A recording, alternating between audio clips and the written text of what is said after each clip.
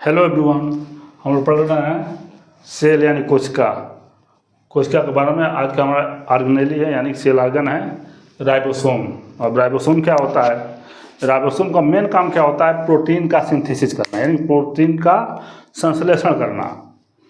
जिससे हमारी बॉडी है, हमारी बॉडी किससे मिलकर बनी हुई है?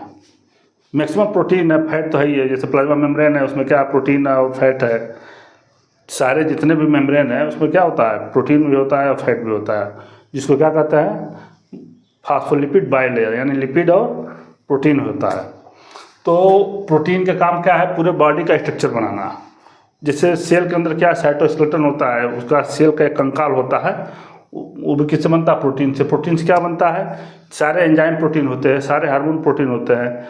तो क्या होता है कि प्रोटीन का संश्लेषण बहुत ज़रूरी है। प्रोटीन का निर्माण पूरा बॉडी का जो भी चीज़ें बनती हैं किससे बनती है? प्रोटीन से ही बनती है। तो राइबोसोम का काम क्या है? मेन प्रोटीन का संश्लेषण करना, सिंथेसिस ऑफ प्रोटीन। और राइबोसोम होता क्या है? Ribosome are tiny granules that contain ribosomal RNA यानी कि rRNA and many ribosomal proteins.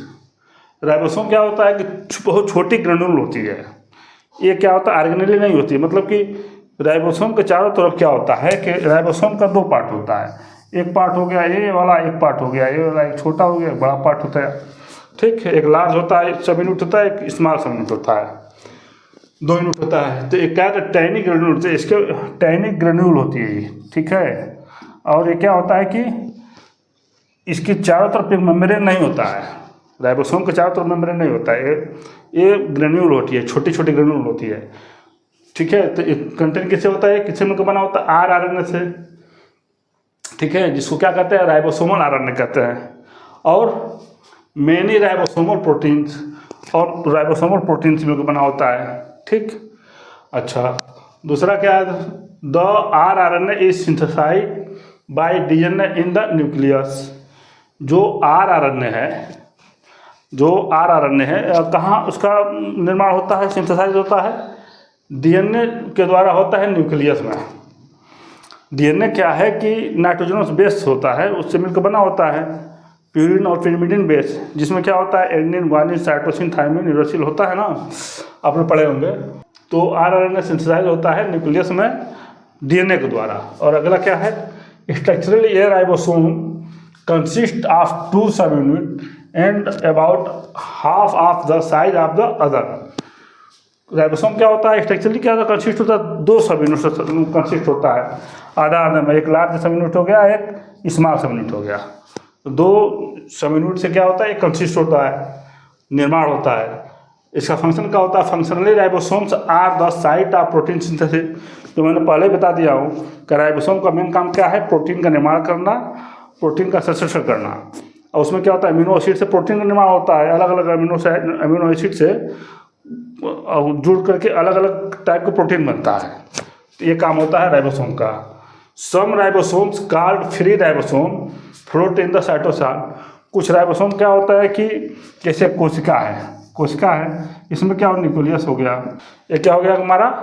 कोशिका हो गया। कोशिका में क्या हो गया? बहुत सारा राइबोसोम क्या होता है? फ्लोटिंग होता है।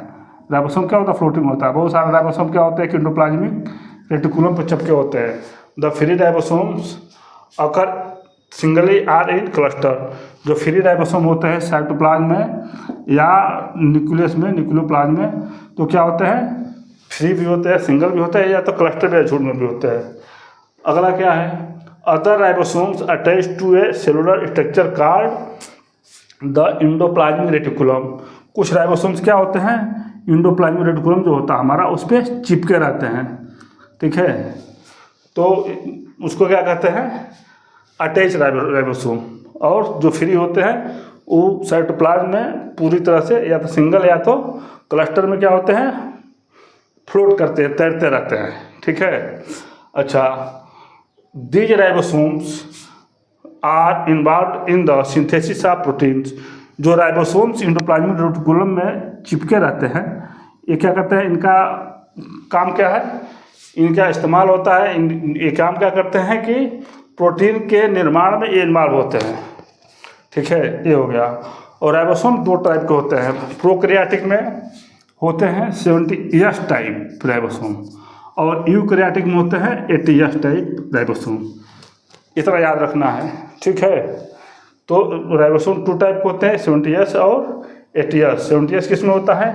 प्रोकैरियोट में, ठीक है। और यूकैरियोट में क्या होता है? ATS टाइप राइबोसोम होता है। तो आशा करता हूँ कि राइबोसोम समझ में आ गया, बहुत शॉर्टकट में और नॉर्मल बताया हूँ। अगला टॉपिक रहेगा न्यूक्लियस, उसको भी शॉर्टकट में थोड़ा सा नॉर्मल बताएंगे, आप लोग को समझ में आएगा। ओके, धन्यवाद।